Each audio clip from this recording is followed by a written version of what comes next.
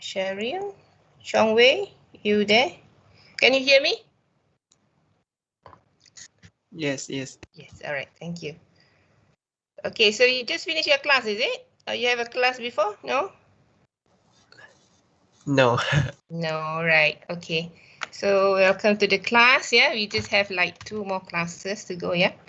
Okay, so today we're going to, just sit back, relax, yeah? We're going to look at one of the well-known, I just want to share with you one of the well-known industry process that many organizations actually, yeah, because I mentioned that each organization may use different RE process, but it's quite difficult maybe for some of you to see actually how the requirements engineering process has been employed, has been used in the organization. What we did in the first early weeks, we have seen the main components that are actually important for the requirements engineering process. But it's also important for us in these 2 weeks to actually look at usually when they start the projects, what are the things that they do, normally, and then what kind of output they want. So this is what we refer as the requirements engineering process. That depends on the organization. They may use one of these processes, or one of the methods that can help them to actually formulate at the end the set of blueprints of requirements, so that it can be the basis for the soil projects development. So most of the concept we have discussed earlier, about requirements elicitation techniques, and then the documentation, the specification. So for this requirements engineering process that we're going to look at today and next week, actually just to review what are the concepts that we have discussed earlier, but looking from the angle of process, people can adopt this kind of process to be able to produce at the end a set of requirements, specification, basically as the basis at the end to be the basis for the software development projects. Okay, so this is what they refer as. This is one of the process that is being used by, that been invented by Robertson. Robertson is one of the industry players lah. You can look at their references if you search around in the internet. Robertson have adopted what they refer as the Vollier process. So we're going to look at the process today, but don't worry, because most has been discussed. Maybe there can be some new terminology because those terminologies will not be tested. I'm not going to test the terms being used, but most of the terms that we use about requirements, for example, have already been touched before. So we just need to go through and see usually what are the typical process that can be used to actually perform requirements engineering. At the same time, what kind of output usually they expect at the end of the day after the RE process. Okay. So basically, we said this again here. It's a review. Basically, what is requirements engineering? Of course, we know that in the requirements engineering, what is the most important is the requirements. All right. Thank you. Someone recording for me. Okay, later on you can share with me the records. You can share the team the link to the recording. Thank you for doing this. All right, so basically these are the typical questions about requirements engineering. What is the requirement? Why should we engineer them? How can we engineer them?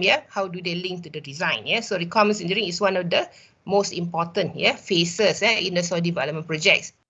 We have said this again, what is requirement? Basically, according to IEEE organization, they mentioned that the requirement is basically a condition or capability needed by the user to solve the problem, a condition or capability that must be met or possessed by the system. At the same time, also we can say that requirement actually is a documented representation of a condition or capability. So all these are actually the gist of what we mean by requirement. And then why should we engineer requirements? So we said that the task of requirements engineering is very important. The requirements are the basis for the subsequent development, downstream development. And the requirement must be correct and complete in order to build the right software products. So we also mentioned that requirements if you be able to identify requirements, the earlier the better, because if you make it later, they'll be more costly. Yeah. So errors in the requirements are costly, and later on, if you find the requirement, because of the requirements, you find errors in design, errors in testing, and so on, it will be more costly to be corrected rather than you try to find the requirement as early as possible. Okay.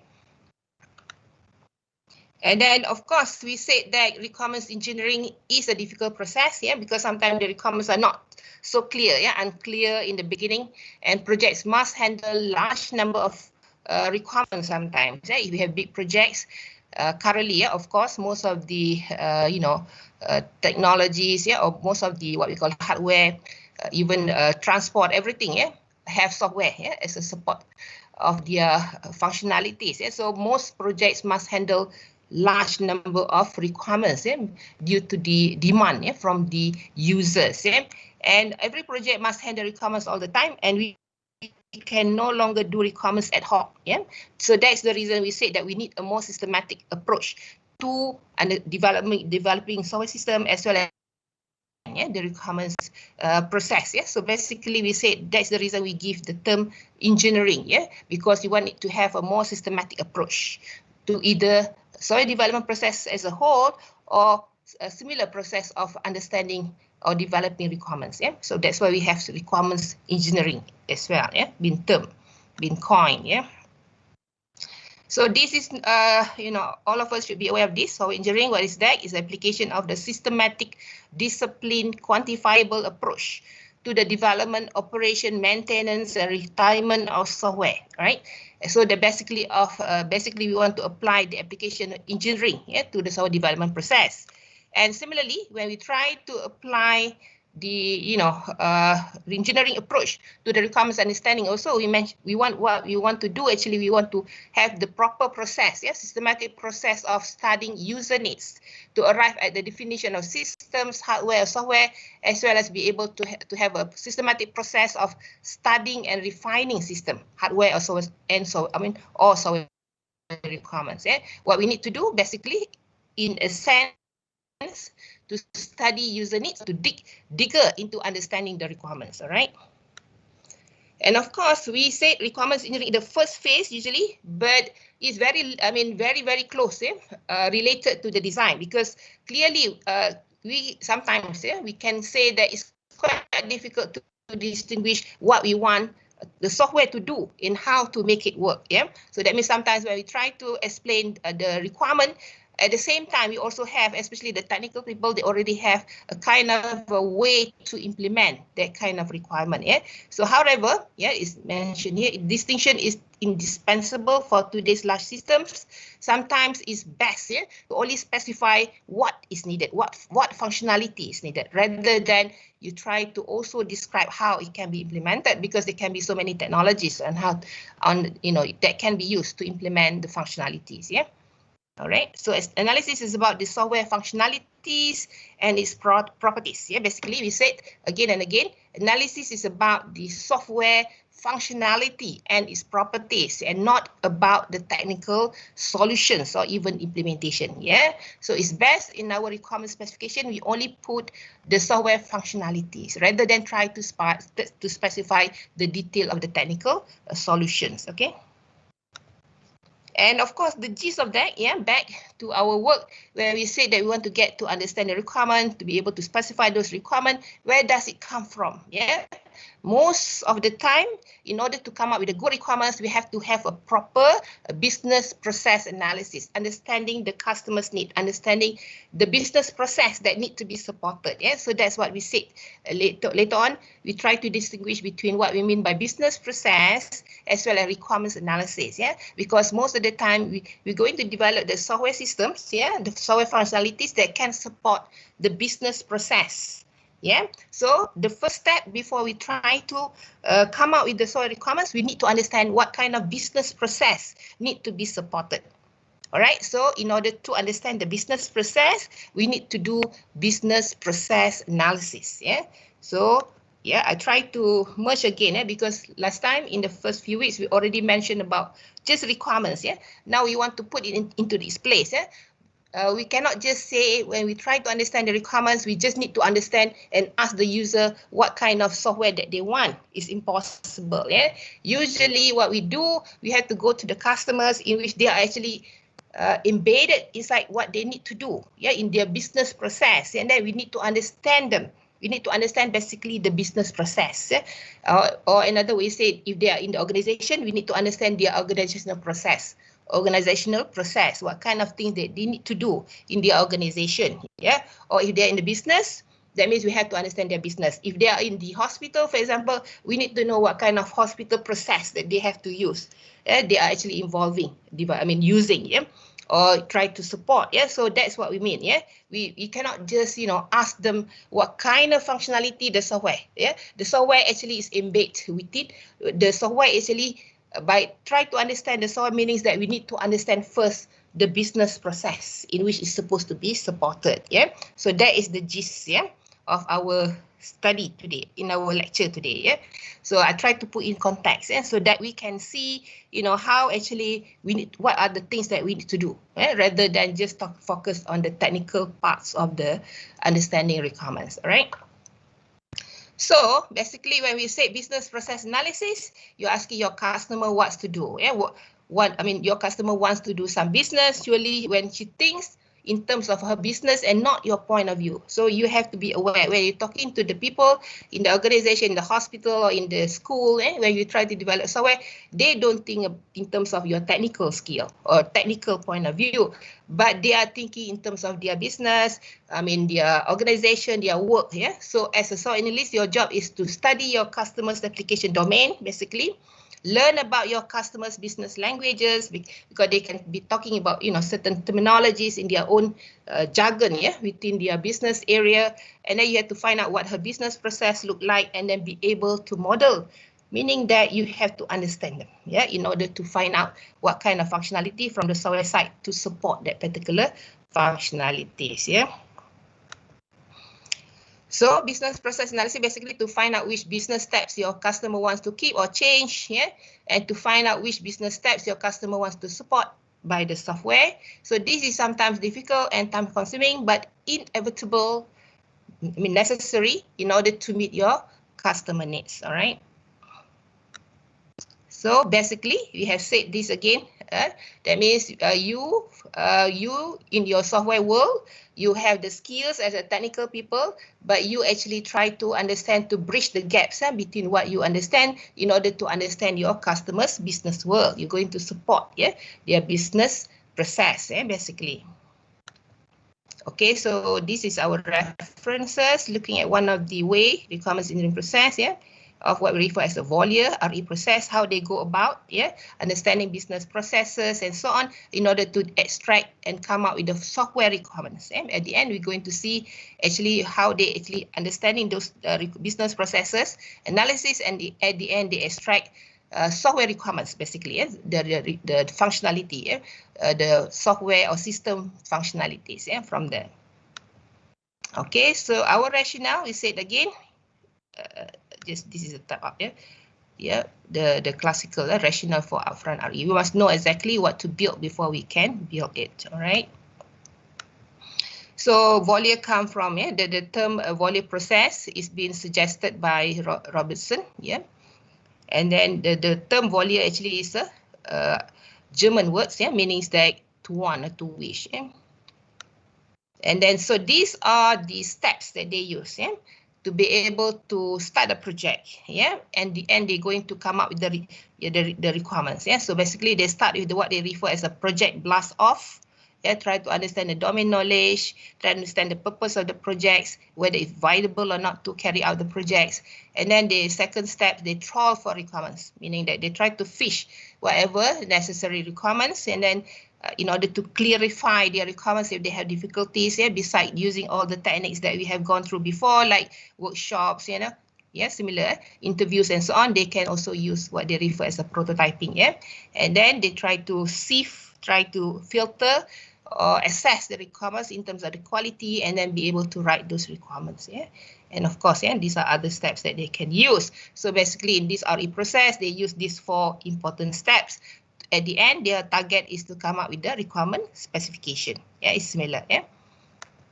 All right, so the blast off, yeah, main activity is to understand the business context. Yeah, they need to understand the business context, and then they come up with the context diagram. Yeah, we have seen, yeah, in chapter 1 and 2, in our first lectures, like the second and the first lecture, using the framework similar. Yeah, we try to understand the whole work by producing what they call as a context diagram and the project goals. Yeah, and then the second step, they try to analyze the business process. Yeah. And then also try to, come up with the formalized potential requirements for the software, and then assess the quality of the requirements. Yeah. So we go in detail a little bit. If they have difficulty, they may want to build the prototypes, yeah, to clarify their understanding of the users. And sometimes the users are not clear when they see, just the written requirements. So what they need to do, they can develop an ad hoc prototype or throwaway prototypes. Yeah. It's like the concrete example or simulation, yeah, for the users to use it so that they can give feedbacks to enhance the requirements, yeah, of the systems to be developed. Yeah, so they use it. All right. So what is Project Blast? So in this RE process that they use, and Robinson process, what they use, they have 4 steps just now that we mentioned. Yeah. So the first step, they use they implement what they refer as a project blast off. Yeah. So that means when they want to start certain projects, they have to explore first and try to understand the business context of the projects. Yeah, so this is important. Yeah, they need to understand the basis for the detailed analysis. Yeah, whether the business process that they're going to support is viable, to be supported, yeah, by this software. Of course, at the early stage of Project Blast Off, they need to have a lot of communication with the client, with their customers, with the users, yeah, to understand, yeah, what is their requirements, yeah, basically business requirements, yeah. And then, so these are some of the output, yeah, from their blast off step, yeah.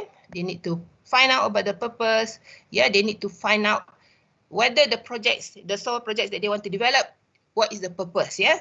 What is the purpose basically, yeah, is the what we call is a quantified statement of what the product is intended to do and what is the advantage the product can bring to the business. Yeah, so when they want to come up with, to assess, yeah, to start off the projects, they need to know the main purpose of the projects. Yeah, they might want to write them, discuss with the client, yeah, and customers, yeah, what kind of what kind of purpose that they need, yeah, for the projects. And then they will also explain why the business is investing in the projects and the benefit if they want to develop a software system to support this kind of business process. Is it worthwhile? Yeah, what is the benefits it can bring? Yeah, they have to find the justification, yeah, for the project as well. Yeah, and also the goal. Yeah? The project goal is the highest level requirements. All right, so usually we can also extract, yeah, we have shown examples before, how from the project goals we can actually understand more detailed requirements. Yeah, so project goals can be considered the highest level requirements. All right, so in the first phase, yeah, blast off project steps here, they need to come up with the purpose of the projects. All right.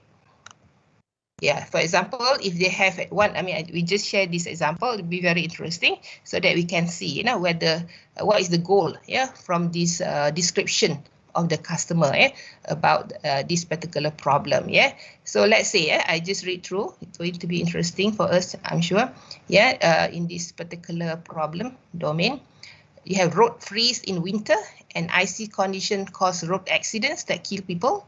So we need to be able to predict when ice will form on the ice so we can schedule a de-icing truck to treat the road in time. Yeah, so we expect a new system to provide more accurate predictions of icy conditions.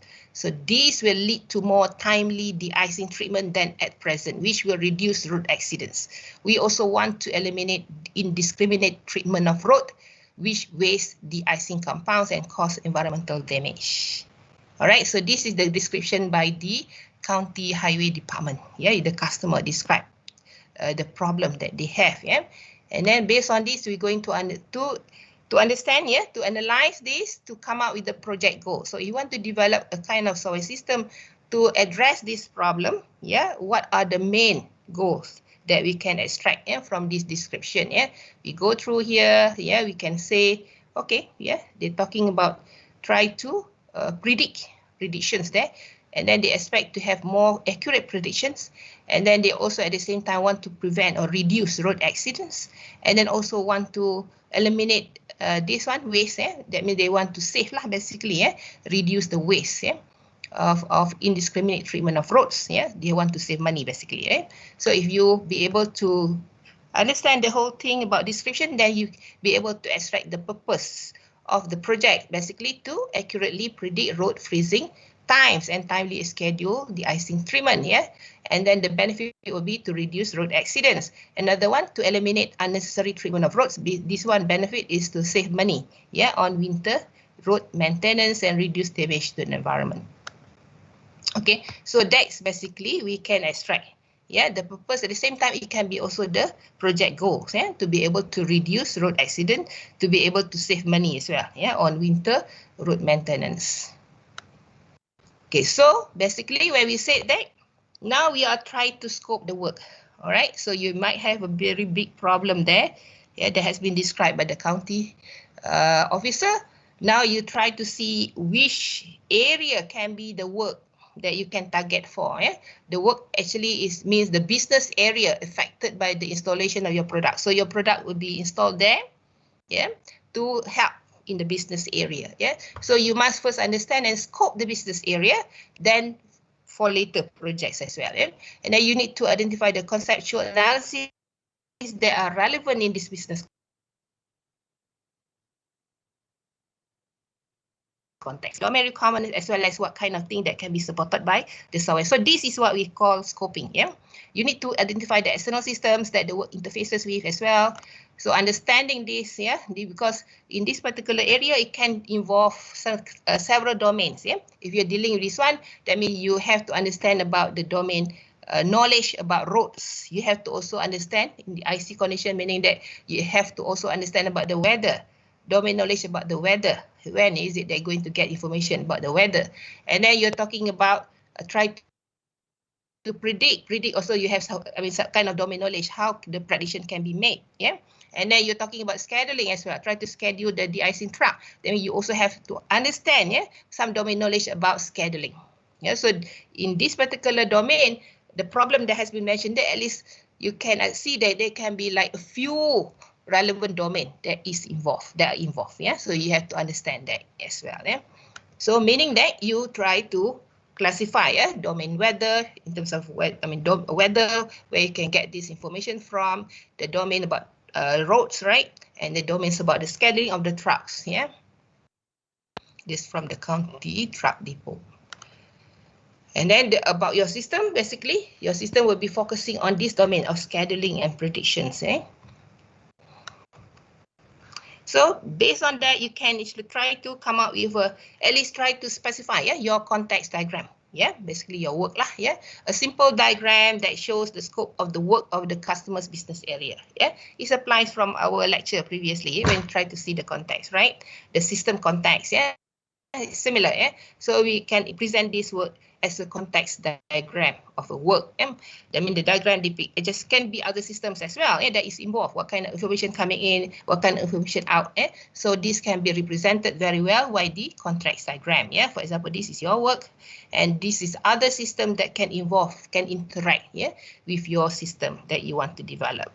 And the information flow, input and output from the particular systems that you want to develop as well. So you might want to analyze all this information flow. What is the input from the adjacent system, trigger the business event, what are things that coming out.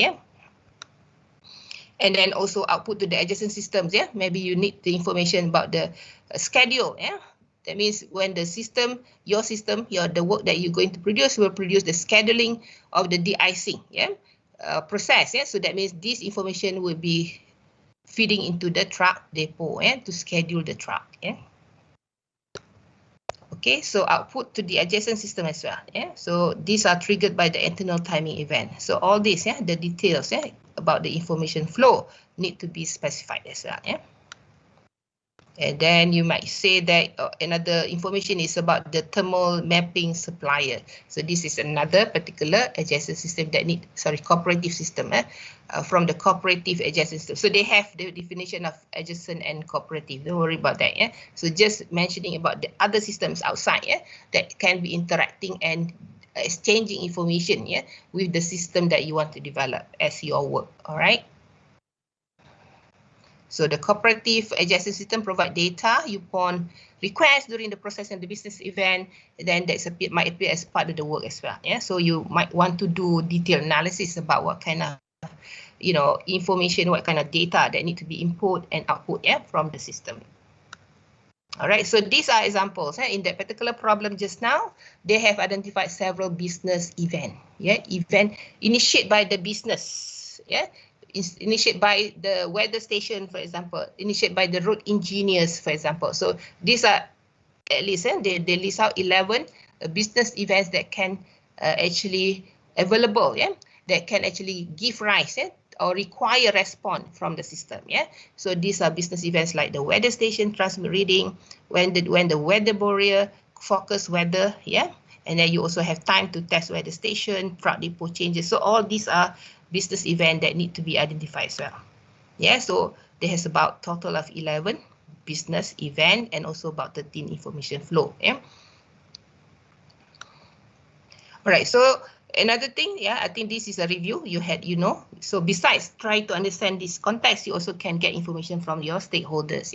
So what is the stakeholders? Stakeholders are actually the person or organization with the legitimate interest in the given situation. They have some interest to our business, to the business that you're going to get involved. Okay, so the business Wikipedia also tell us that we can have corporate stakeholders. It can be the organization or system who affects or can be affected by the organization actions as well. And in our case, they try to differentiate three kind of normal what we call normal stakeholders. There can be three important groups of stakeholders in requirements engineering as well. It can be what they refer as a client. A client is like someone that pays for the development of soil products. It can be the customers. Usually the customers can buy the products, and it can be the user. And the user actually uses the soil products. Okay. And of course, in our case, in the project just now that he mentioned, we have a client Salwood system, for example, represented by the chief executive who are going to sponsor the system. They can be the customer, or these people like the county highway department, can be several other departments, and they might want to purchase the system to be used in their department. All right, and the users lah, all right, so it can be more other stakeholders, as well. Managers, consultant, developers, and so on, right? And then besides that, in the project blast off, besides having to understand all these business events, business products, business use cases, and so on, they also need to identify the constraints of the projects. Are there any existing technical solution that must be used? How much time and money are available? So they try to assess whether the projects that they want to develop is going to be successful or not, basically. So these are all the constraints, the assumptions that need to be understood as well, in the project blast off, basically. And then they, at the end, hopefully by the end of a project blast off, they might want to decide whether this project is good enough, is beneficial or not, to be carried out. So this input that they have, all this should be used to make the decision, whether the projects that they want to develop is viable. In other words, you have heard of project feasibility, right? So this project blast off is like that. They perform this project blast off to be able to understand or try to see whether the project that they want to develop is feasible or not to be developed, is worthwhile or not to be developed. Right, so this thing, whether the go or no go decision offer is made just for the requirements analysis phase.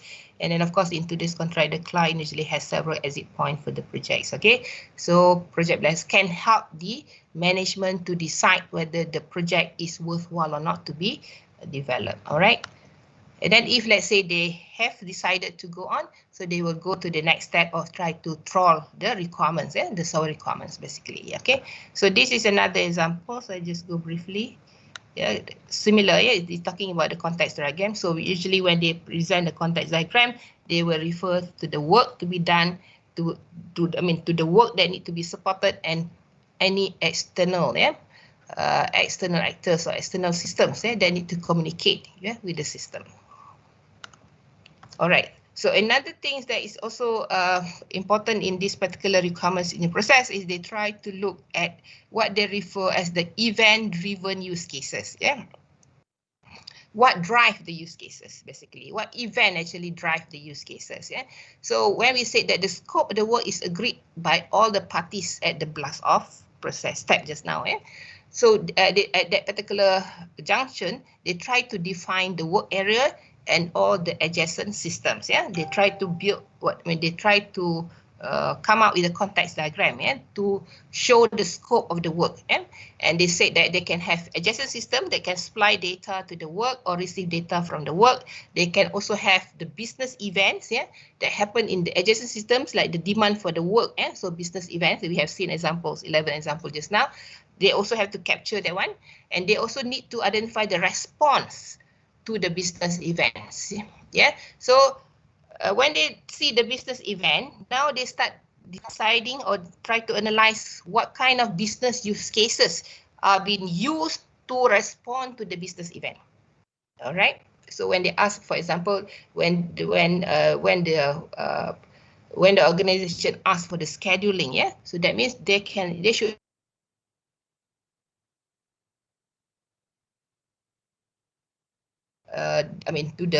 to the one that is asking about the schedule. So that's what we mean by understanding not just the business event. When we clear about the business event, we also clear about what kind of business use case that is needed to support or to respond to the business event. So this is what their analysis is. They are actually trying to analyze business events, business use cases. Based on the business use cases, they're coming out with the what we call scenarios, and from the business scenarios, they're going to extract the system requirements, because not all the business use cases can be supported by the software. All right. Not all, so that's the reason we need to also do the scoping, in which what kind of product use case can be supported, can be developed in order to support the work. So just like you, when you come to the faculty, in the faculty we have certain business what we call certain business processes for registration. So, but not all the business processes are supported by the system, by the software system. Some of them, if you have, you want to ask about information, whether I'm payment and so on, you have to go to the counter, and the people provide you information, because that particular use cases are not supported by the system. The actor or the officer support that particular process, even though your organization, the what we call business process of registration, registration process of student registration or course registration process actually can be considered one business process, but not the whole process is being supported by the system. There can be something, left over that actually need to be supported by the actor or by the officer in your faculty. So that is similar thing occur here. Even though you can see the work just now is quite big, and then there can be other system interacting. And we want to develop the system to support, de-icing the treatments and so on, identifying or predicting when to actually de-ice the road and so on. But there can be certain element in which the system, your system that you want to develop, may not be supporting the whole thing. Not sometimes it's impossible to support everything. So that's why we have to differentiate between the business process and the product process. Sometimes the product that we develop, the software system is considered products, cannot support the whole business process. It's not possible sometimes. So we have to mesh this. So we can say that maybe this product process only support this part of the work. The others are supported by the people, by the officer and so on. So that's what it means here.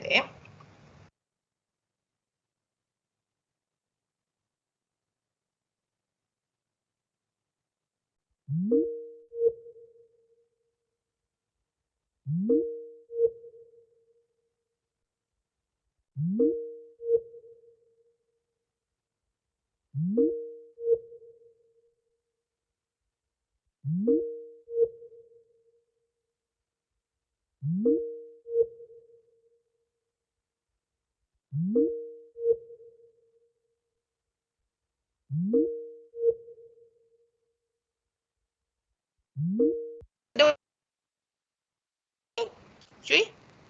Yes. You have question? About the exit points of the project at previous slide. What are those? Sorry, again, which one? The slide? There's a slide mentioning the exit points of the project. This one. I Sorry. think. This one? Yeah. Yes. The first one or the second one? And so this one? the client usually have several exit points. What are these means? So, actually, this one is like, they may start the projects, and then maybe the client may not be agree. Sometimes they may not agree about the projects. They can start. They can exit in the early stage. For example, after they blast off, and then when they talk to the client decided to exit. That is possible one exit point, right? But sometimes it can be others when they already started, after some times, and then they face some difficulties and so on, and then the client may want to exit at that time. That's what I mean. That means the client sometimes can exit at can be any point. They can leave the project if they are not satisfied with the projects. It depends on the contract lah they make with the developers. That's what he said here. But of course, this is the junction in which after they finish their blast off, this is one potential exit point. In which the client, after looking at the blast off, the purpose, the projects and everything, they might decide to continue or exit. Right? That's what he said here, yeah. But the point here is saying that sometimes not just after blast off, maybe at the blast off they agree that they want to continue the projects, but after looking at the requirements, they may not be satisfied with the requirements. They may also exit the projects lah. This is looking from the business point of view, actually, not looking from the technical point of view. You can see that? You can follow that point? Rodina, both sides can exit from the contract or just client? Usually the main point is the client, right? And of course, he's mentioned about the contract. Sometimes the contract already put when actually you can exit the projects. If they already agree, if they already have a contract, maybe you have to finish up the whole process before you exit. If you try to exit at early point, maybe you can get the penalty. It depends so much on the contracts lah, basically. But what I'm meaning, what they're trying to say here is this is at the stage after they finish the project blast off. Usually this can be one of the exit point for the project. If the client is not satisfied, if they find out, that the benefit is less than what they expect, then this can be their exit point lah, after the blast off step. That's what he's trying to say here. Yeah, but so much depends on the contracts lah between the client and the developers. Is that your question, Chui? Answered? Or you still any input on that one, Marijana? No, I was just wondering if both sides can exit. If client can exit at one point, so during the same period, developer can exit also if he's not happy with the. Yes, sure, yes. Thank you. Okay. Who is asking this? Chui. Chong Wei. You get the point, Chong Wei? Yes, no? Oh, Choi, sorry. You are Chong, sorry. Chong Hailing, yes. Yeah, I get it. Yeah, just because this is just a meaning, try to explain to you that this can only be, not only be, this can be one of the point in which they can exit lah. But of course, there can be several other exit point possible, yeah? Depends on the contracts, yeah? We cannot say, we just talk in general, yeah? My discussion is just about general. If you want to know in details, that means you have to look at, how each organization, handle their contracts, how they actually allow where you can exit actually, they might want to specify in the early on, in which where the client can exit, or can break the contracts, and so on. All right. So because I talked in very general, maybe if there is some confusion, we can discuss later, yeah? Because I just talk in general. All right, so these are the business use cases, yeah, we mentioned. Okay, so if you look through, that means in this particular requirements engineering process, their main sources in which they try to, extract requirements, get the requirement is from their business events and business use cases. Yeah, so by looking at the inside, because at the same time they say that by looking not at the inside, but also looking from the outside. Yeah, looking at the events. Yeah, they can get a far clearer idea of the most functional way of trying to partition the work. And they also look at the product-centric. Yeah? The product-centric way of looking at the problem means that you miss opportunities for improving. If you just focus on what you want to develop, but not looking at the whole process of business, yeah, so you might miss certain opportunities for improving the product. So that's what he means here. Yeah, and then it also discourages the analysts from asking why like this. Yeah, sometimes people keep on asking why is the products like this. Yeah, why don't you have more functionalities and so on. Yeah, so if you look at the whole thing, try to look at the business process, looking at the business use cases, analyzing all the business events, it can help you very well to justify the products that you want to develop, basically.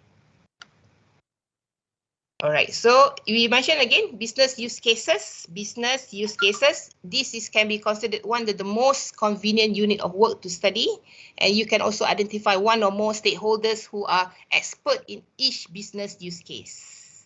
Yeah, for example, in our case, if you have in the faculty, you can have someone like Puan Rafiza handling of certain business use case. Yeah, for example, you have you already reached the maximum number of semester for your degree, for example, yeah. So you have this problem. So you go and meet Puan Rafiza. So Puan Rafiza might introduce to you, or might want to apply one business use case in how he can help you to apply, yeah, for the extension of your duration, for example. So that is example of one particular business use case. Yeah, so it's a convenient way to, you can also identify who's in charge of that business use cases. Yeah, and the work response to the business event is continue processing lah, yeah, basically. Yeah, and then you can also say that the adjacent system might be organization and individual also. Okay, so this one he's trying to clarify to you lah what is involved inside the business events, business use cases. And we can also say there can be other adjacent systems. They can also be active adjacent systems, yeah, in the particular business area. Yeah, the business, usually we refer to the active agent systems. Actually, they are human being. Yeah, human. They initiate business event with their mind, of course. That means what that means. Okay, so business use cases can help you to get the big picture, and also to understand the essence of the system. Yeah, sometimes you go to the detailed nitty-gritty, but you don't understand what actually the main business process that they need to support actually. Yeah, so for example, you're talking about the bank, yeah, the bank customer. Yeah, you try to ask them actually for ATM. Actually, you can ask for the balance, you can ask for the withdraw money, you can ask for the deposit and so on. But at the same time, which business use cases are the most important? Why actually the bank customer want to go to use the ATM, for example. Yeah, so these are the things, yeah, that need to be answered, that can help you to grow, yeah, understanding of your business use cases. Right.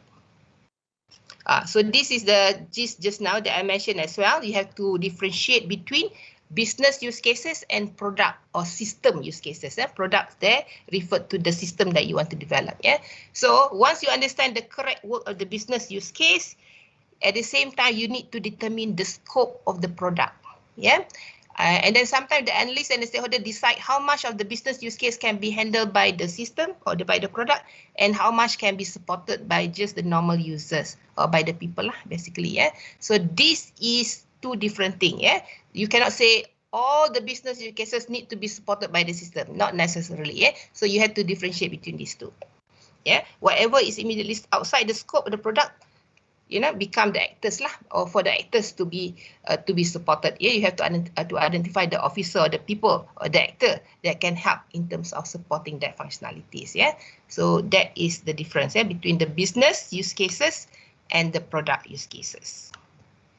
Okay, so next step in this requirements engineering process of Robertson is to trawl for requirements. Okay, yeah, the trawling, yeah, if you look at the definition of trawling, it's like a fishing, yeah, they fish with the net, yeah.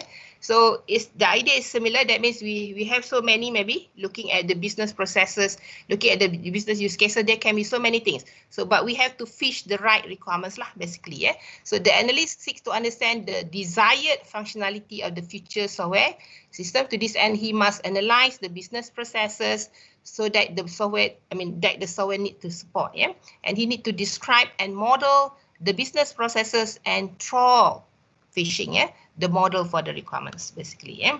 So he might want to start from here lah, yeah. Basically, they already have, just now when we start in the blast off, we have the output like the work context diagram, the table of business event. We also have list of stakeholders, yeah. So based on this one, yeah, the analysis should be done in order to get the requirements, yeah.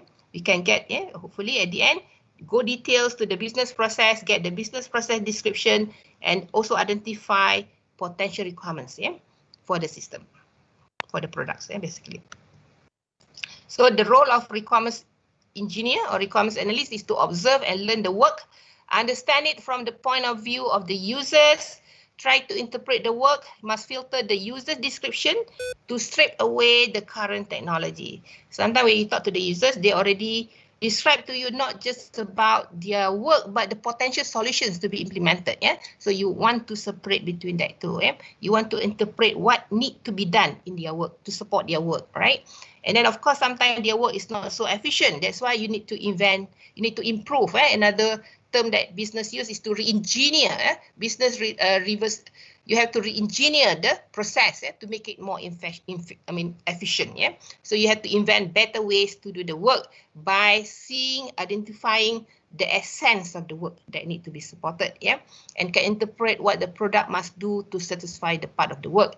And then you need to record the results. So this is important. That is our job.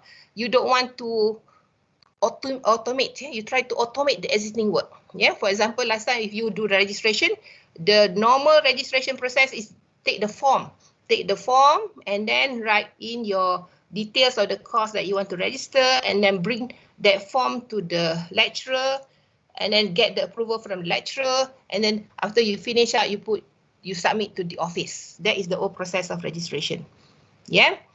But if you want to automate only, you don't want to improve the procedure, you create in your system a form so that the user will fill up the forms, everything, and then after that the form will be sent to the lecturer approve, and then they will be there. So that is the automation. The automation may not be efficient. Yeah, may be very, using technology to just automate that thing, make it digital. Yeah. But we found a better way, right? The one that you have been using your web-based system. You don't need to actually, if they find that, sending to the lecturer may not be the important point, they may cut up that process. What is more efficient? You can have the system, the user go and look at the system, observe all the available courses, and then pick up courses. And then based on that, they submit to the system for registration. That would be better. Yeah. So you have to make sure, or you can try to differentiate between just the automation and try to actually improve on the efficiency of the process itself. Yeah. So that's what is needed here. You can invent better ways to do the work rather than just do the automation of the work. Yeah, that has been previously done manually. Yeah. Okay, so business use cases actually specify the scope of the work, yeah, and then business event happen in the adjacent system, and then you also need to understand the data flow resulting from the business event that reach the work, and what is the response, yeah, to the event, yeah, and the response to the event is what we refer as the business use case, yeah. So I emphasize again what we mean by the business use case. Actually, the business use case is actually the event, yeah. The event that need to be responded to the work that need to be done to respond to the event.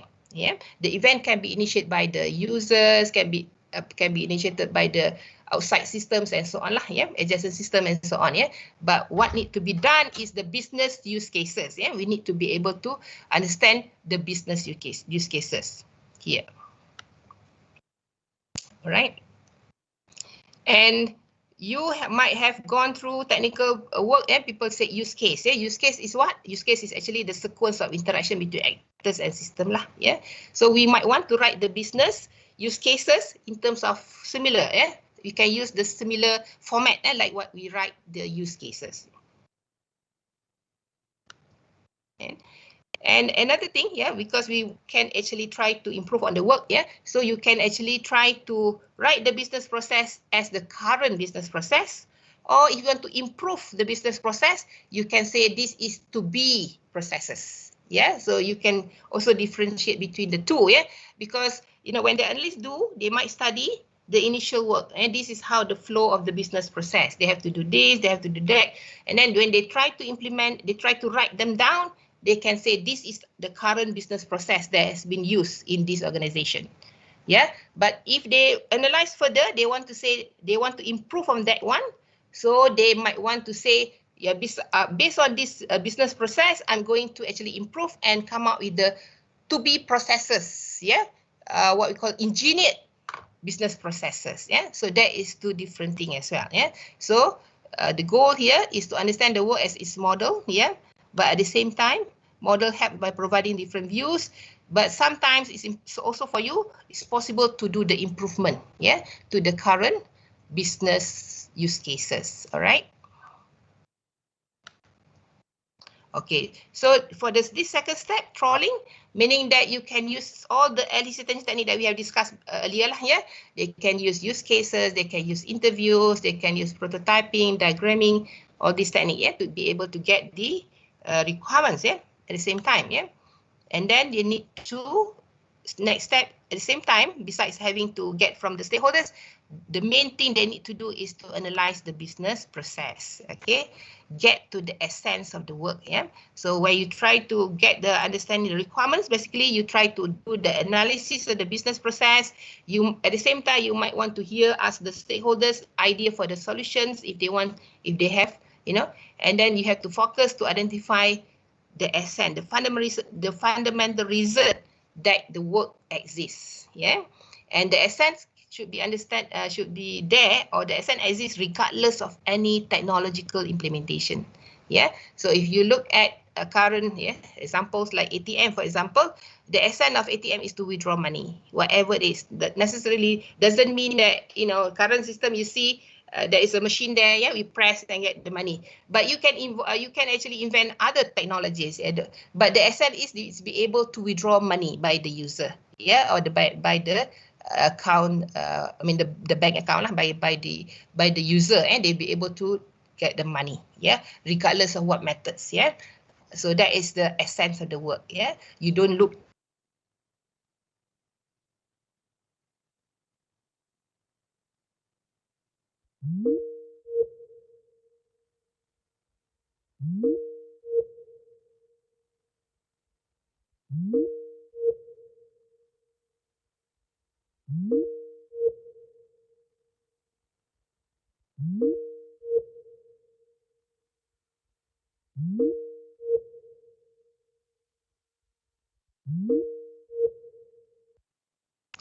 all right, so this is another way lah, yeah.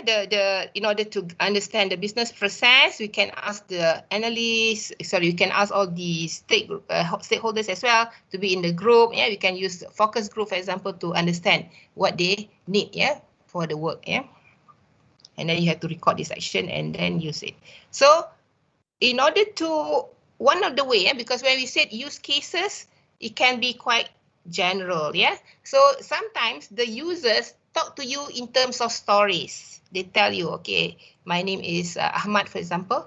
Ahmad, every day I do this, yeah. I receive this student, and then I give them the forms, and then so he's explaining to you what are the things, or what are the steps that they do, yeah. So basically they are telling you stories. Stories is what we can say in our term scenarios, yeah. So describing what is being done by the business use cases as a series of steps, yeah. And then they talk in the friendly manner, meaning that they are very personalized. Maybe Ahmad do this and that, yeah. So the stakeholders are invited to participate, and then you can write this, yeah, in terms of scenarios. And then at the same time you discuss whether when they talk, you write them and then validate with them. Yeah, whether these are what they want, they represent the consensus view of what the work should be. Yeah, yeah. Based on that, you can come up with the business scenario like this. Example of truck depot reports problem. Truck. Yeah, first when the truck breaks down while on the road, what do? Truck radios the truck depot. The truck depot supervisor tell the icing work about the truck problem, and then the work reschedule truck so as to disperse. So they are actually detailing, yeah, telling you stories. What happened when the truck depot report problem with truck. Okay, so you write down the scenario step by step, yeah. And then of course they can be normal scenario, alternative scenario, exception scenarios. You have learned this in your soil modeling class, right? So these are potential types of scenarios, yeah, that they might be telling you. Yeah? So these can be useful sources of requirements for your products. Yeah, so that's what we mentioned. So the next thing that we need to do as well, based on the scenarios, we're going to analyze them, we have to scope them, and then we extract the functional requirements.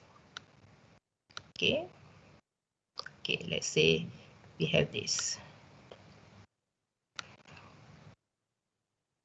Okay, so for the business use case, yeah, checking a passenger in for international flight.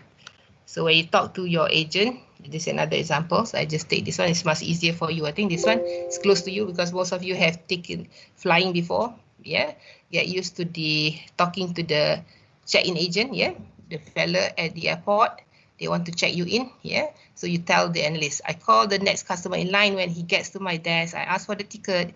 If the passenger is using e-ticket, I need the booking record locator. Most of the passengers are not organized enough. So these are the scenarios. But you can extract particular step that need to be done. Yeah, what the agent need to do? He need to get the passenger's ticket or record locator, right? In order to check the passenger into the flight, right? So next, this is what they need to do. He explained to you. I have to locate the passenger's flight record.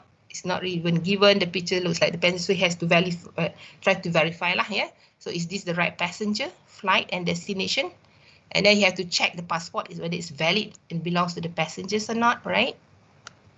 And then he have to record if this fella is a frequent flyer. He need to record the frequent flyer numbers, yeah. And then if this, already find everything, and then he need to find the seat, assign the seat to the passenger. And then he confirmed that with the computer systems, right? And then after that, he asks how many bags the passenger is checking. At the same time, verify that he's not exceeding the carry-on limit, yeah. And then some people, all these things lah. So basically, he's checking the garbage lah onto the flight. And then he print out the boarding pass, yeah. That means that I have everything done, yeah.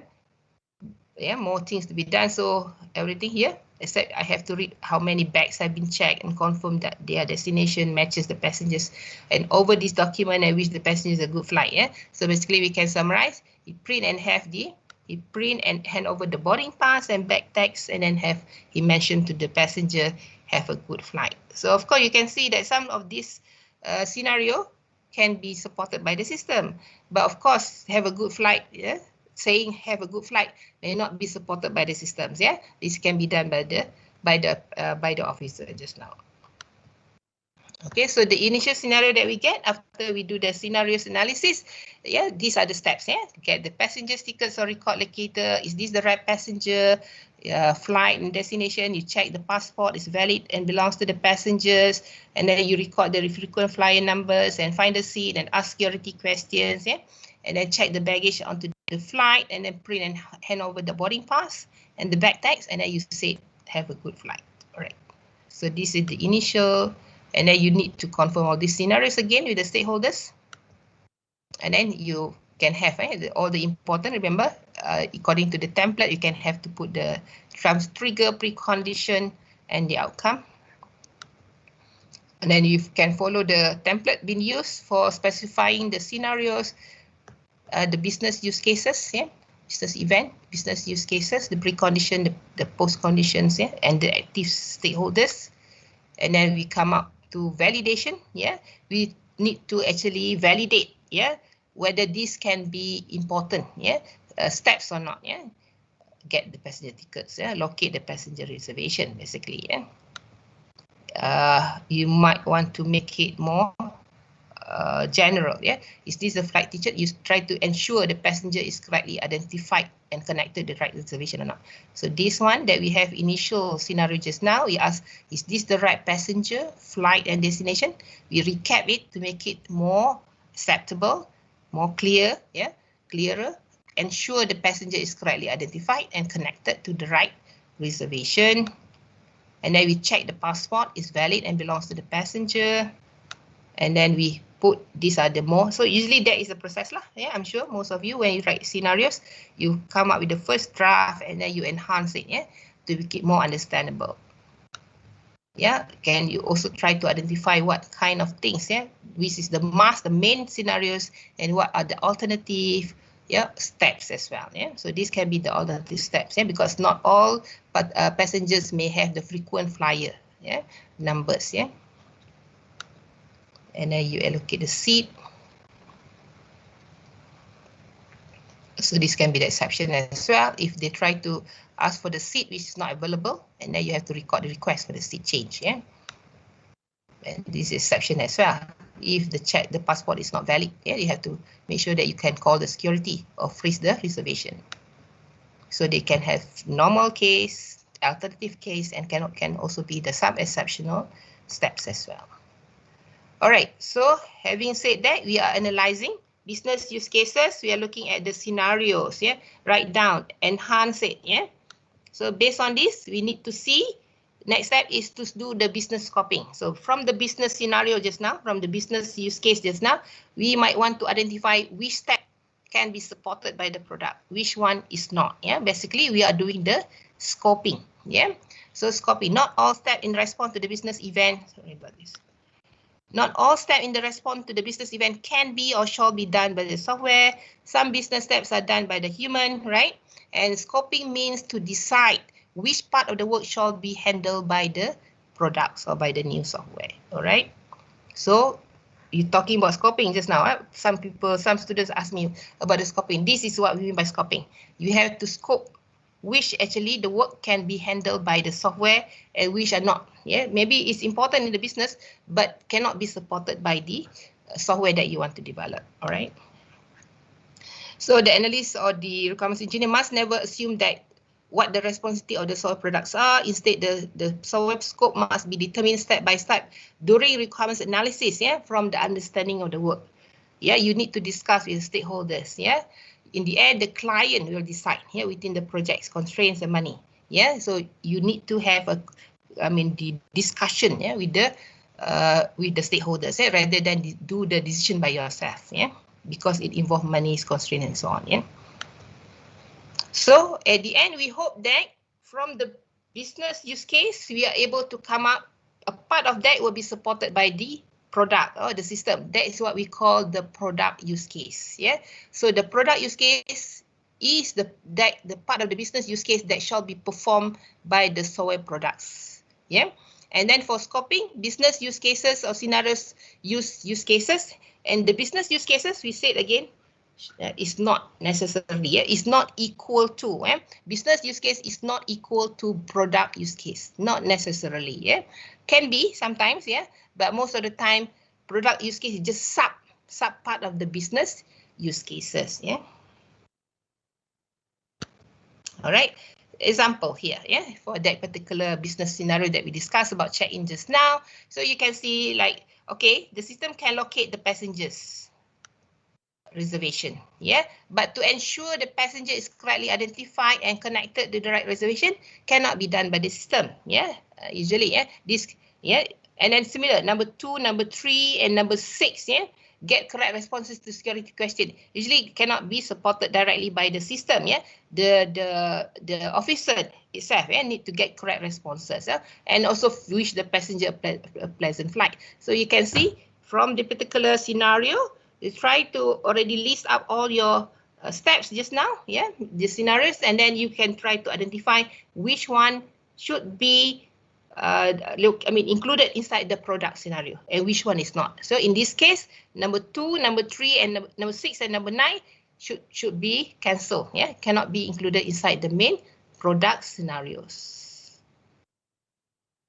All right.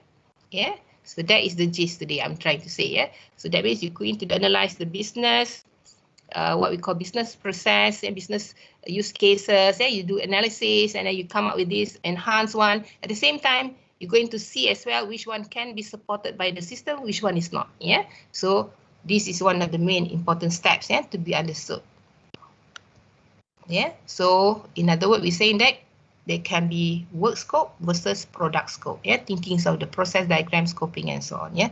So sometimes if you draw in the diagram, you can see these are the whole scope business use cases. It covers the whole thing. But for the product, maybe just cover some part of that.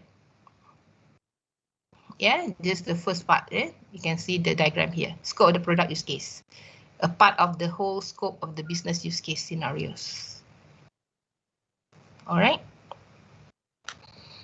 And then you also might want to choose, yeah. So sometimes, you know, whether you want to maximize, yeah, the software functionalities or you want to minimize it. Depends on the budget as well. Yeah, if the project has a lot of budgets, they want to do a lot of supporting a lot of functionalities, then they can do that. Yeah, decreasing or increasing the product scope depends so much on the client, yeah, and the resources that they have basically as well. Yeah, besides the technology support lah. Yeah. Okay, so you can come out with these product use case diagrams, and then you come out with the business events. Yeah, checking, cross-checking. Refining, yeah, product use cases. Yeah, this can be done during analysis. Product use case can be subdivided, merged, augmented, supported. Yeah, this often happen when analysis reveal common sub-process in the product use cases. That leads to all these like extension users. Yeah? So you have to do analysis of these use cases, yeah, descriptions, yeah, and so on, yeah, and try to find the relationship as well between the use cases. This is important. This the analysis help you to actually look at the relationship that can occur between use cases. Yeah, we don't want to have your use cases directly. This can do this, but no relationship between that. Yeah, usually when you do detailed analysis, you'll be able to find the relationship between the use cases. Yeah, that you want to support it. Yeah. All right, I mentioned here again, where we now? We are here trying to understand about the business description and also understand about the product description. They may not be the same, yeah. Usually the product description is some part of the business descriptions. Sub, yeah. Okay, so after saying that, when you look at the business use cases just now and then product use cases, based on the product use cases, you can identify the requirement. Basically, we're talking about software requirements lah, yeah. Yeah. So functional requirement describe what the product must do to carry out the work which is intended. So they are independent of any technology used by the products. Yeah. We talk about functional requirements already. Yeah. So you need to, for example, say the product shall record the new weather station. So this is examples of the functional requirements. Yeah. They do something. Yeah. We follow the steps. The synthetic requirements template, yeah. So you might be able to write a better requirement statement, yeah.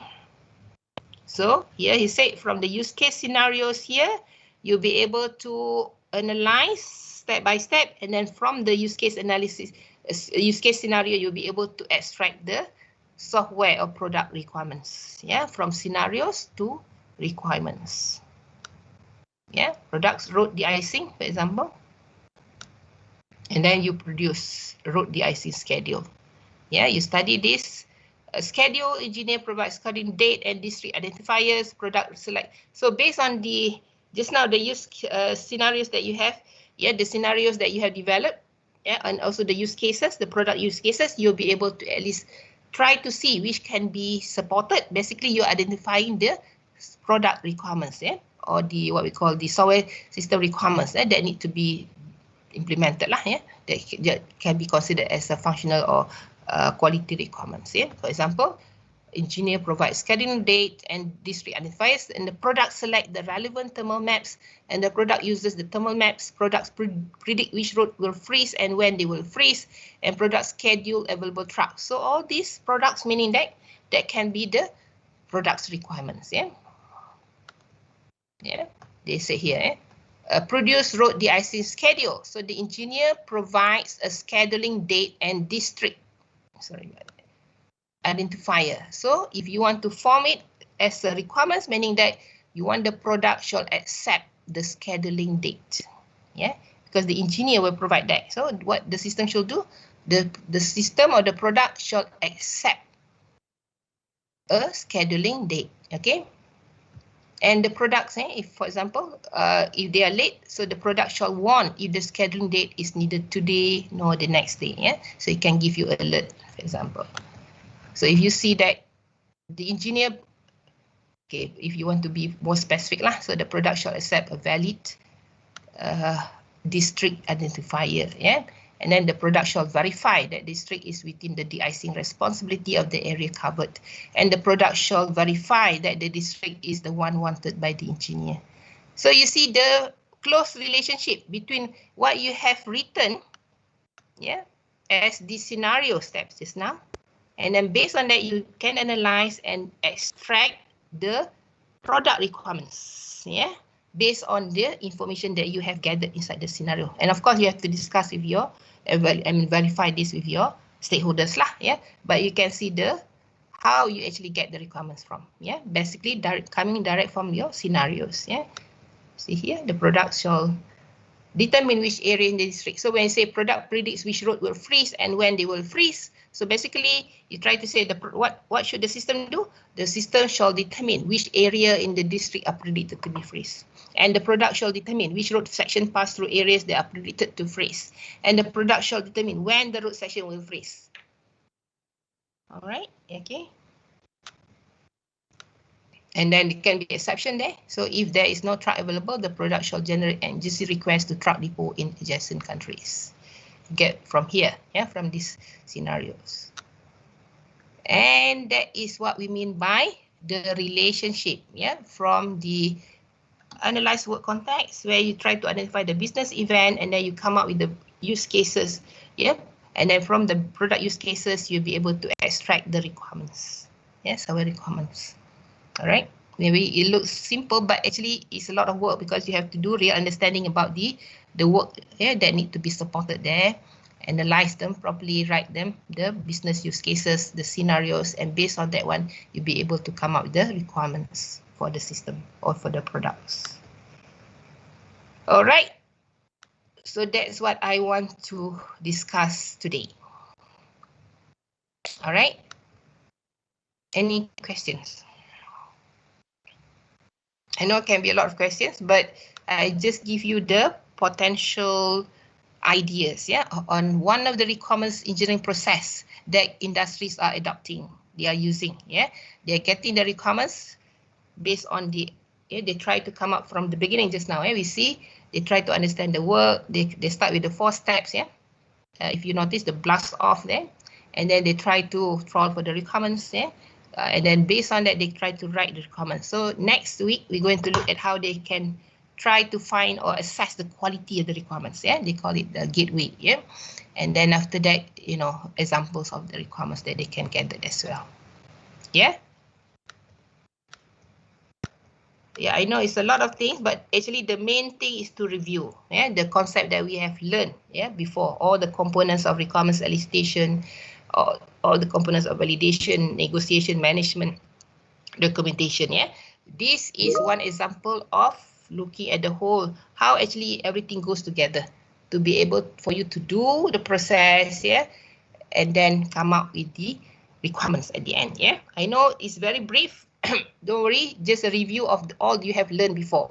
Yeah, all the terms here will not be tested for you. Yeah, all the terms that you have not seen, like the adjacent systems, everything, I will not test that in your test, yeah, in your exam. No, only I just test the one that you have covered. We have covered earlier in the previous week of lecture. Yeah. Okay. Okay. Anyone questions? Daniel, Mariana, you have any question?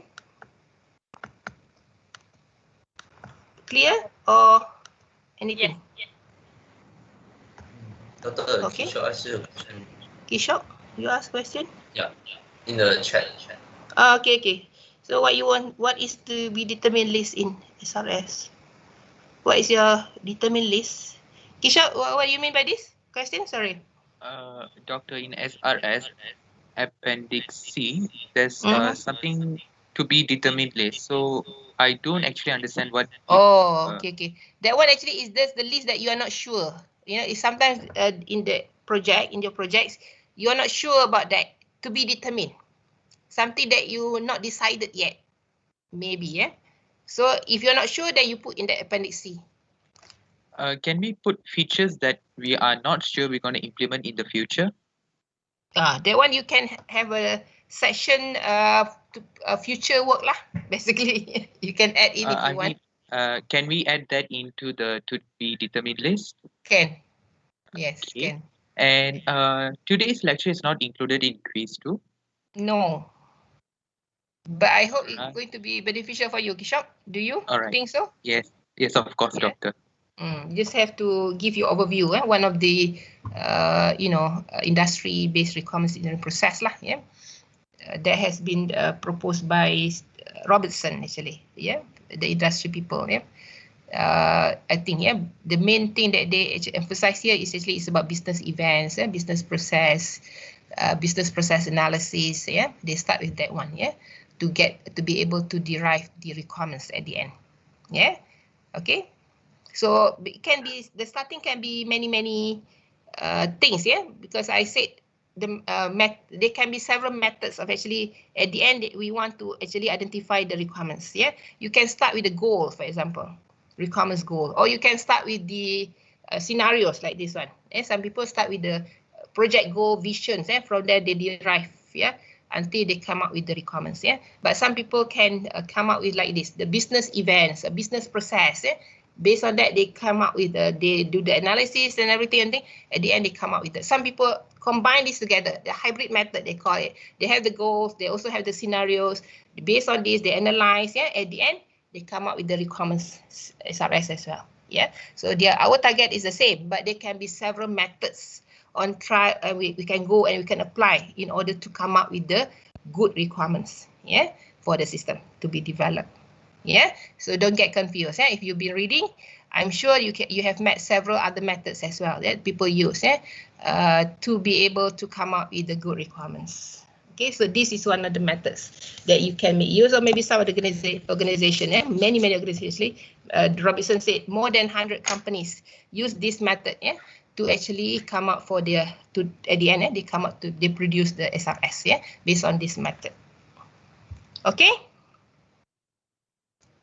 All right. So hopefully you're doing your project 2 is due on June 14, the last week of this semester. So you have a quiz 2 as well on June 14. Is that correct date? Yeah, June 14. Okay. So if anything, you email to me. Yeah, thank you. So see you next week, everyone. Doctor, can I ask a question? Sure. Who is that? Yeah, about what your name the again? use case. So, do we need to include the use case we learned in this lecture in our project, like the scenario? You mean for your project 2? Sorry? Yeah. For your project 2, is it? Yeah, of course. The Yeah. important. Yeah, I said to you, you come up with I already asked you for the main features, right? For the use case diagrams, right? So for the important use case, not key, not register. The important use case, you have to do the use case descriptions lah. Okay, sure. Doctor, description. You describe them. The requirement. You can also describe in terms of the scenario just now. Business use cases, I mean the use cases, the step by step. Sure. What the system asks you to do, and then how the response. I mean what the user asks you to do, and then what is the response from the system. The response from the system. So that can be described in the use case descriptions. Sure. But don't do that for the simple use case like login and register. That one people know already. It's very common. Sure. All right. I also know because I've seen so many of them. But the complex use case, I may not be understand. May not understand what you intend to do. So you just say the system going to schedule class. Schedule class. How? I don't know what kind of scheduling that. So in that case, you have to tell me the description about scheduling class, for example. That would be complicated use case. Okay. Sure. Yeah. Yeah, so certain complex use case, you might have to describe in detail because I cannot understand. People need to understand in detail what you mean by that particular use case. What does it do? What the user do? What the system respond? Yeah, and what is the interactions like? What are the data being exchanged? What kind of data is the output from that particular use case? What is the input and so on? Yeah? Doctor, sorry if I missed this one. There's a requirement for our project to draw activity diagram or sequence diagram. So we need to draw both or just choose one? One of the Activity one. activity diagram or The sequence activity diagram. diagram can show the flow of your process, yeah. If you have certain, because you know, not all applicable to you according to your system. Yeah, if you have an object which is very complicated, you have a lot of state, so you have to draw the state diagram. But if you don't have any object which is complicated, then you don't need to write. You don't need to draw the state diagram. And at the same time, if you have a process which is very complicated, so you have to draw to me, explain how does the process go about. So you have to draw in activity diagram, use activity diagram to clarify, right? Okay, so the purpose of the diagram is to clarify something which is complicated. You don't draw a diagram just for the purpose of showing that I know how to draw this diagram.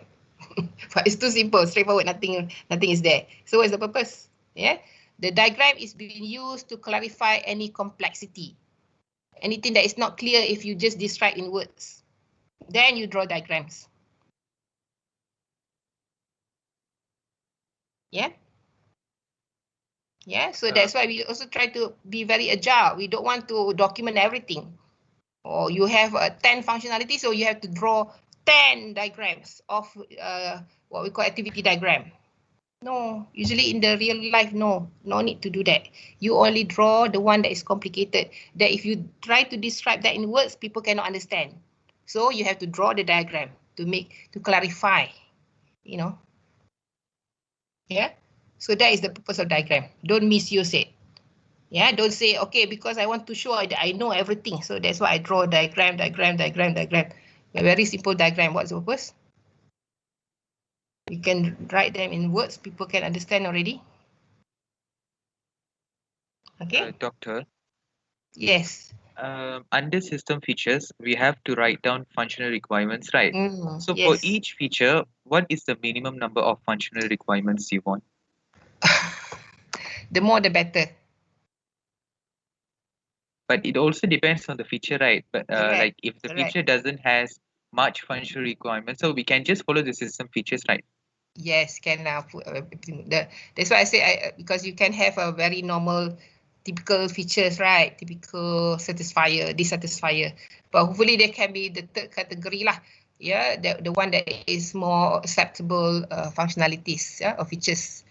And you can try to be creative and try to say that the system can do this, which is exceptional as well. Yeah.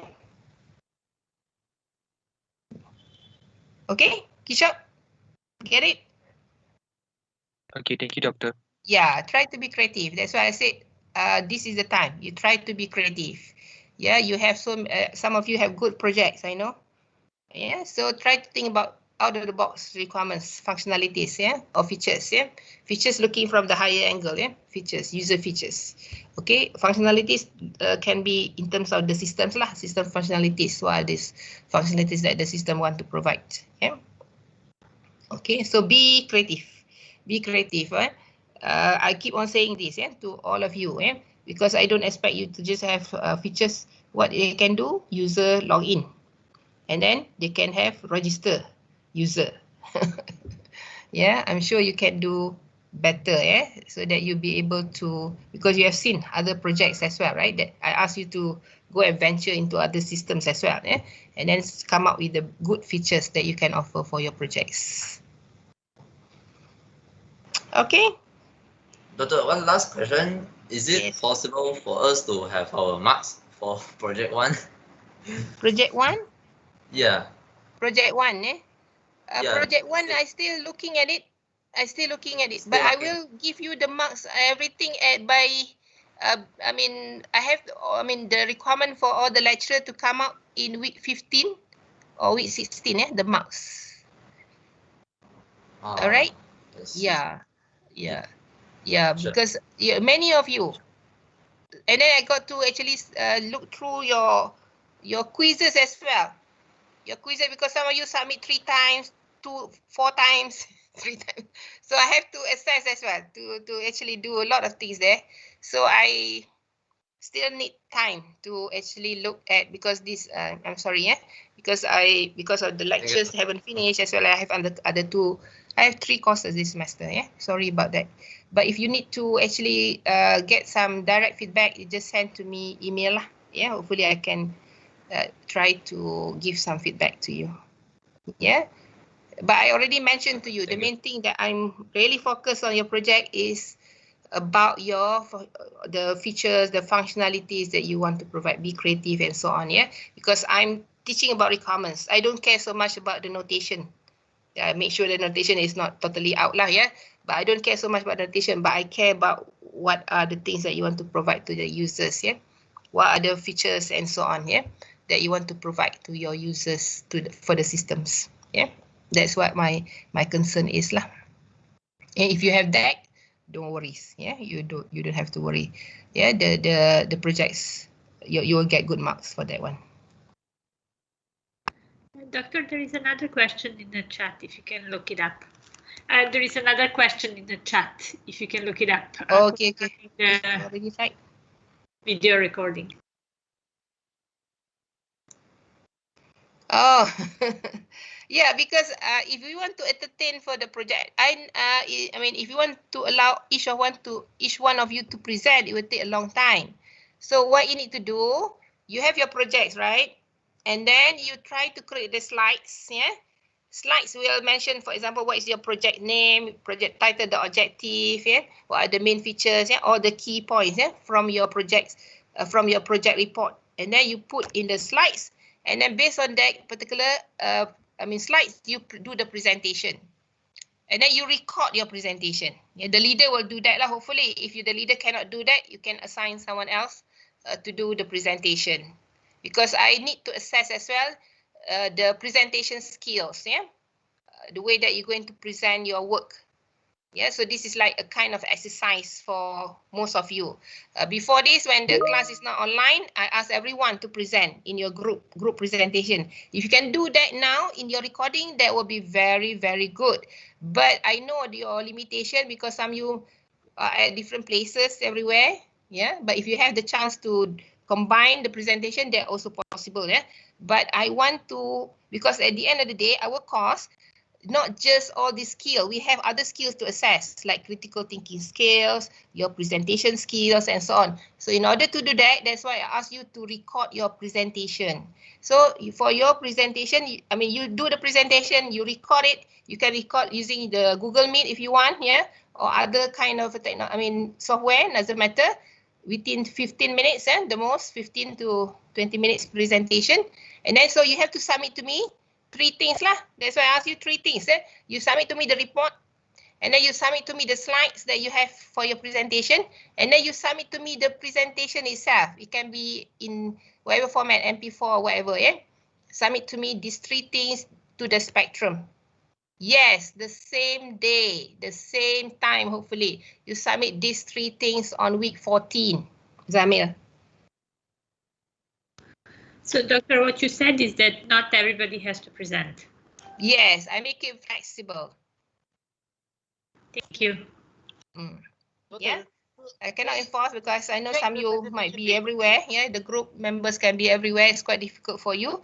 But if you are some of you are very, very creative, complicated, can do a lot of things with the technology. So you can also try to, ask your friend to do, and then you mix your videos and so on. So it's fine as well if you're able to do that.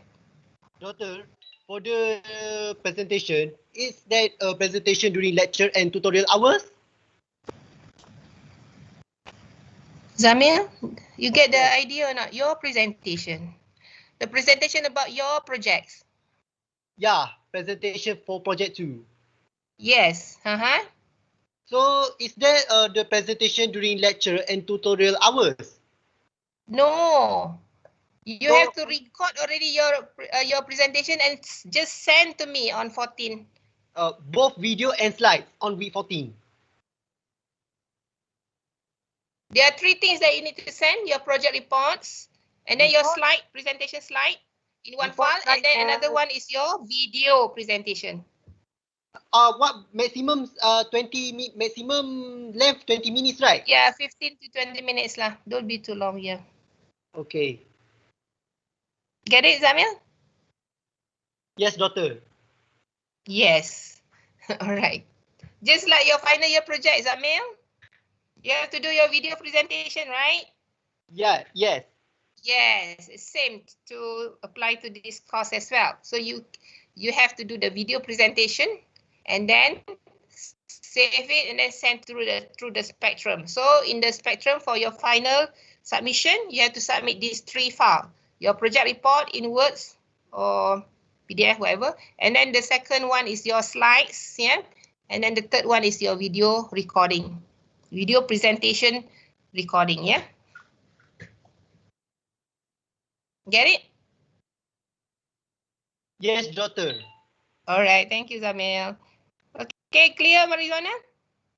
Marihana, sorry. Yeah, perfect. Thank you. Thank you. Kisha, okay? Yes, doctor. Thank you. Thank you. Siti Ansha, okay? All right, so next week you just continue this presentation, yeah? And then you have any questions, you can also discuss. Thank you then, bye-bye. Everyone, Assalamualaikum. Thank you, Doctor. Thank you, Doctor. Thank you, Doctor.